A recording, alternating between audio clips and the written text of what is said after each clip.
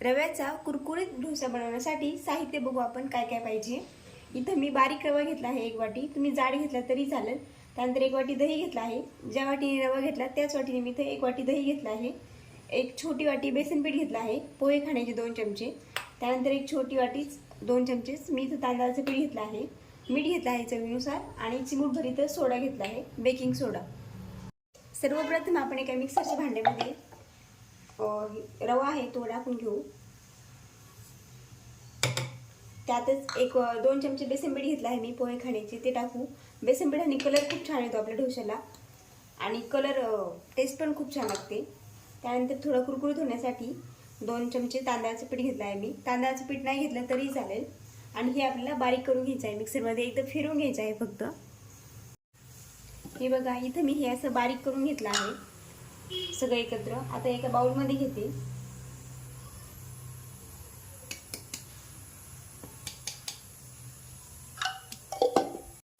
त्यातच आपल्याला आपण घेतलेलं 1 वाटी दही आहे ते टाकून घ्यायचं आहे। दही ताजं घ्यायचं आहे आपल्याला इथं आणि हे चांगलं मिक्स करायचं। त्याआधी त्याच्यामध्ये चवीनुसार मीठ टाकायचं आहे आणि हे मिक्स करून घ्यायचं। लगेच आपल्याला पाणी टाकायचं नाही, आधी फक्त दह्यामध्येच हे पूर्ण रवा मिक्स करून घ्यायचा आहे।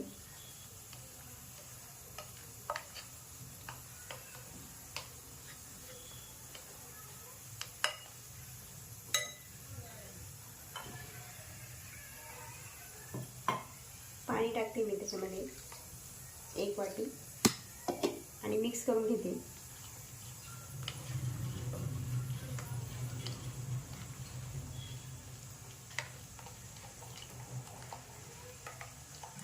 एकजीव करायचं आपल्याला पूर्णपणे।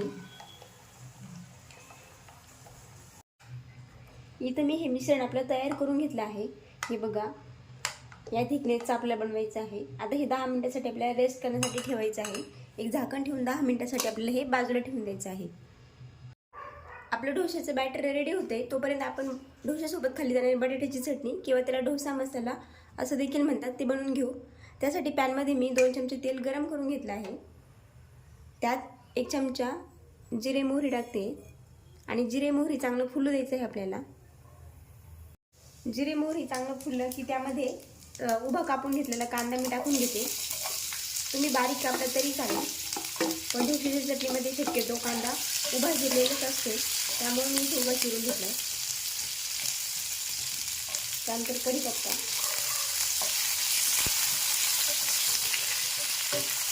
आणि 2 मिनिटं आपल्याला हे चांगलं परतून घ्यायचं आहे। कांदा खूप असा लालसर किंवा मऊ करायचा नाही आहे, 2 मिनिटं आपल्याला हा परतवायचा आहे।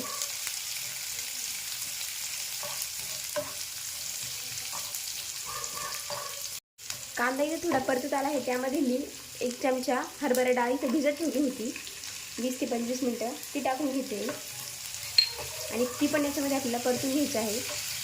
तुम्ही याच्यामध्ये उडदाची डाळ टाकली तरी चालेल, हरभऱ्याची डाळ आणि 1 चमचा उडदाची डाळ।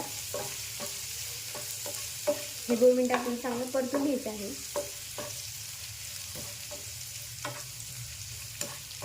तुम्ही पाहू शकता कांदा आपला थोडासा मऊ झाला आहे, खूप मऊ करायचं नाही आपल्याला। त्यात मी अर्धा चमचा हळद टाकून घेते आणि मिक्स करून घ्यायचं।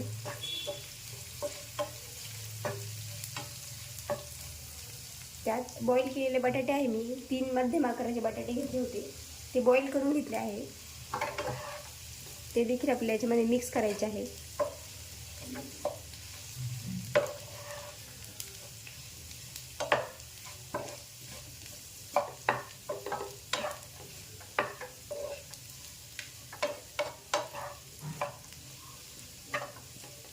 बटाटा आपला चांगला मिक्स झाला की त्यामध्ये आपण चवीनुसार मीठ टाकून घेणार आहे।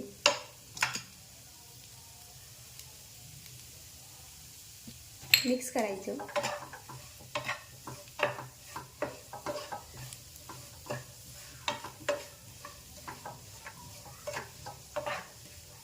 आणि बारीक चिरलेली कोथिंबीर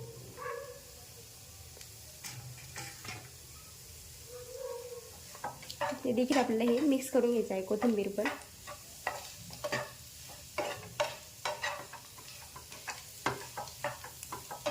चटणी आपली इथं तयार झाली आहे, परंतु त्याच्यासाठी फक्त आपण डाळ टाकली आहे. ती थोडी मऊ होण्यासाठी आपल्याला याच्यावर एक झाकण ठेवून एक 2 ते 3 मिनिटं वाफ काढून घ्यायची आहे. म्हणजे आपण जी डाळ टाकली आहे ती कडक लागणार नाही खाण्यासाठी, थोडी मऊ पडेल. एक झाकण ठेवून आपल्याला याच्यावर एक वाफ काढून घ्यायची आहे. एक झाकण ठेवून मी वाफ काढून घेतली आहे 2 ते 3 मिनिटं. डाळ पण आपली इथे थोडीशी मऊ झाली आहे. ऑलरेडी तिला मी भिजून घेतलेली, त्यामुळे ती जास्त वाफ घेण्याची गरज नाही. चटणी आपली इथे रेडी झाली आहे, बटाट्याची भाजी किंवा चटणी.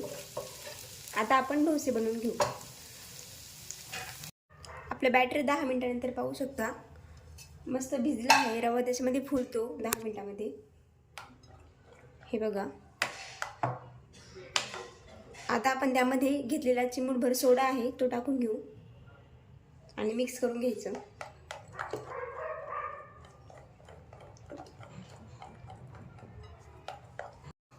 सोडा मी इथे मिक्स करून घेतला आहे. आपल्या डोश्यासाठी बॅटर आहे ते रेडी झालं आहे.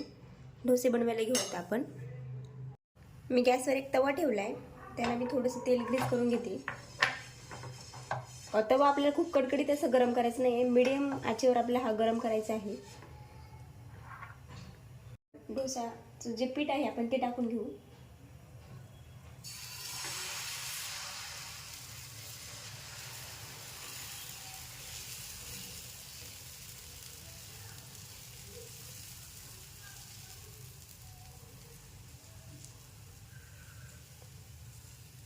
हलक्या हाताने आपला डोसा हा पसरून घ्यायचा आहे. आणि डोशाची आपल्याला एक साईड ही चांगली भाजून घ्यायची आहे. मला कढाई मी थोडंसं तेल सोडते, म्हणजे त्याचे जे कडा आहे ते चांगल्या भाजल्या जातील. आणि थोडंसं वरून पण तेल लावते, म्हणजे काय होतं त्याला चिरा पडणार नाही आणि तो एकसारखा भाजला जाईल.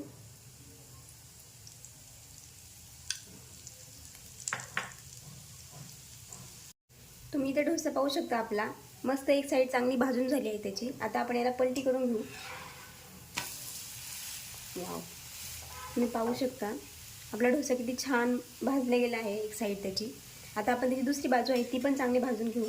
तुम्हाला जर एकाच साईडनी भाजून खायचं असेल तर तुम्ही खाऊ शकता, पण मी दोन्ही साईडनी भाजते.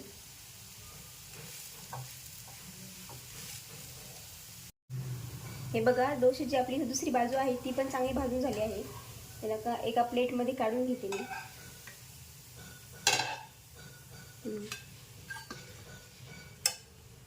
दुसरा एक डोसा करून दाखवते मी तुम्हाला. डोसा टाकताना आपलं गॅसची फ्लेम आहे ती मिडियम ठेवायची आहे, हाय फ्लेमवर टाकायचं नाही डोसा.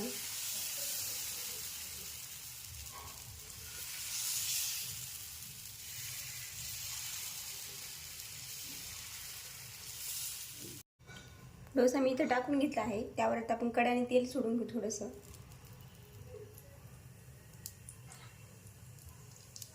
त्याच्यावर पण थोडंसं तेल ग्रीस करायचं, त्याने चिरा पडत नाही आपल्याला डोशाला. म्हणजे कोरडी पडती जागा आणि त्यानंतर त्याला चिरा पडतात, म्हणून त्याला तेल ग्रीस करायचं.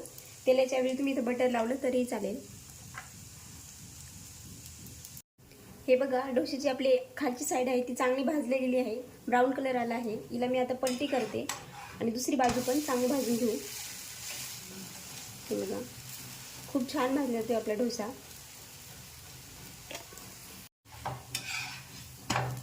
हे बघा, डोशाची आपली दुसरी बाजू पण चांगली भाजून झाली आहे. याला पण मी एका प्लेटमध्ये काढून घेते आणि आपले बाकीचे उरलेले डोसे करून घेते.